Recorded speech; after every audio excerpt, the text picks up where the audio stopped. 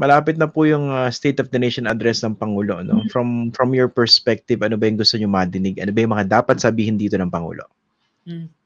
Well, syempre for one, curious ako ano ang reflections niya sa ibig sabihin ng nakaraang midterm elections, di ba?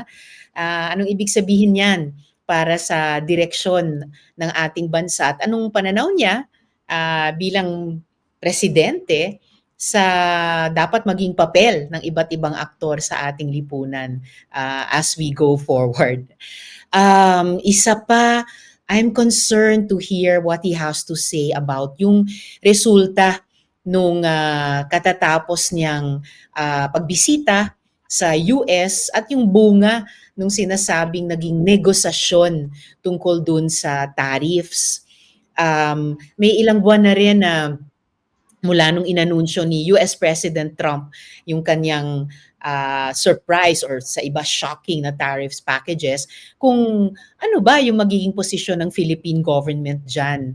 At magbubunga yan ng maraming policy proposals mula sa mga tulad ko na nagtatrabaho naman dito sa Kongreso. Kasi paano nga ba natin susuportahan yung domestic producers natin, agricultural, industrial, even services, di ba? Sa konteksto nitong bagong mundo ng taripa na sobrang syempre na-impluwensyahan ng US. So those are at least a couple of the things I'd like to hear from him. At syempre, yung binagit mo na rin, Christian, itong pagkalunod natin sa bahang ito. I've seen some very pithy and insightful na mga inputs online. Halimbawa, engineering cannot repair what governance keeps on destroying. No? So, ayun, in a few months, tatrabahuin naman namin ulit yung budget. So, sisilipin namin, no, yung infrastructure ba ay talagang na-budgetan at nagastosan ng maayos para mas mapaghandaan natin itong inaasahan naman natin taunang mga bagyong ganito. Opo. Nabanggit niya yung budget, no? Of course, pagkatapos ng State of the Nation address, submission niya ng National Expenditure Program, no? Tapos susunod dyan, budget season na. Ito very, very frustrating to, no? Maraming mga kababayan po natin. Hindi naman talaga problema natin yung kakulangan ng pondo dahil meron mga nailalaan na pondo. Of course, funding is never enough when it comes to programs and projects. Pero balak niyo rin po ba tutukan yan sa darating na Senado? Yung bakit ang dami nating iginugugol, inilalaan na pondo sa mga flood control projects. Last year, binida ng Pangulo, nasa 5,500 yun na kompleto under his administration. Pero bakit ang resulta ito pa rin? Yeah, exactly. Yun yung unang papasok talaga sa isip ko pag tinitingnan natin yung mga baha na, okay, baha na naman. So nasaan yung mga flood control projects? Nasaan yung mabuting epekto, yung proteksyon dapat ng mga flood control programs na ito sa ating mga kababayan?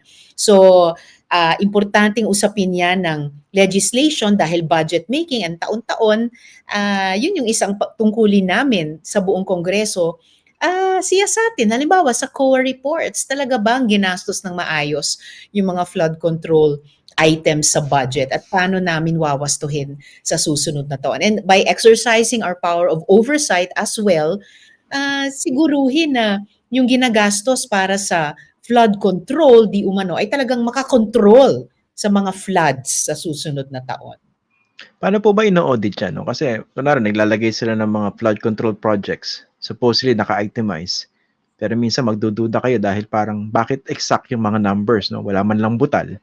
Paano ba dapat ino-audit po yung ganyan para makita naman na sana hindi nananakaw yung pondo?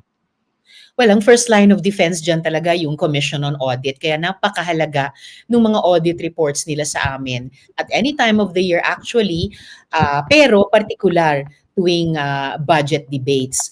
At yung napansin mo na usually dapat ang mga budget na ina-allocate namin ay mga detalyado, hindi parang sabi mo walang butal, ay dahil batay dapat ang bawat isang iyon sa program of works na very rarely, I suppose, baka mahirap na makaabot sa rounded figure lamang. At talagang may detalyadong mga digits dyan dahil bawat bawat ang tawag nito, material o na papasok sa bawat isang public works project, for example, ay accounted for, kinikwenta yon. Mm. Yung ganyan po ba, papaano ba maiiwasan yung ano? Kasi madalas naman natin na makakita 'to, matagal na rin po kayo niyan sa lehislatura, yung issue ng insertion, 'di ba, yung kanya-kanyang pet projects, sino mas malapit sa kusina na senador o kongresista, nagpapasok ng kung ano-anong mga funding, iba sa BICAM ginagawa, no? Ano po ba puwedeng gawin para mas mapangalagaan yung pondo nating lahat, ang mga mamamayan? Well, nabanggit mo yung mga salitang insertions at saka BICAM in the same sentence. Kaya sabihin ko na rin na hindi ko pa nababasa yung mga detalyadong report dun sa recent major issue na yan. But kung ano man, talagang ang prinsipyo naman dyan ay dapat bukas sa pagsubaybay at pagpuna ng mga mamamayan. Dahil ang bawat perang ina-allocate namin ng Kongreso para sa executive ay hindi rin naman pera ng gobyerno yan, galing sa buwis ng mamamayan. At kaya rin lalong urgent at tingin ko justified yung panawagan ko mula nung ilang mga taon na, panawagan din na Senator Ping, nabalitaan ko rin kay Speaker at ng ilan pa, na buksan talaga namin ng Kongreso ang BICAM process. Hindi lamang sa media, sa inyo sa media, kundi pati sa publiko para maging mas accountable or mas transparent itong proseso at kalaunan maging mas accountable ang bunga nito, yung budget, at kaming mga gumagawa ng budget. Pag sinabi po bang open BICAM, how exactly do you envision that happening? Kailangan ba ng resolution? Kailangan ba ng batas dyan? Tapos ano yung ibig sabihin ng open? I doubt na kailangan pa ng resolution dyan dahil pwede namang ituring na yung budget hearings at deliberations ay isa sa pinaka-importanting mga batas o proseso ng pagsasagawa ng batas. At kung yung BICAM naman ng mga ordinaryong batas ay pwedeng bukas sa mga stakeholders, bakit hindi yung para sa budget din? To make it as open as possible, yung tanong mo na what exactly does open mean? Halimbawa, lalo na ngayong taon, malamang mas marami kaysa sa mga direct stakeholders tulad ng budget reform advocates ay baka interesadong obserbahan yung BICAM sa budget bill.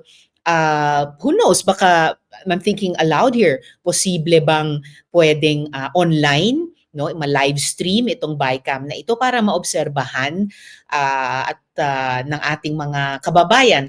If those administrative or technical matters would require a resolution on our part, wala naman akong nakikitang problema na maihain ito. At kung magkasundo kami na buksan na nga ang budget BICAM, I don't think there'll be a problem getting support for that. So far wala kang nakikitang parang resistance dyan informally from your colleagues? Wala pa naman akong nababalitaan o nararamdamang resistance. And at least one colleague, si Sen Ping, has also in fact called for that already. And if I'm not mistaken, may mga nagda-draft ng bill para nga buksan yung BICAM sa lahat ng interesadong mag-obserba.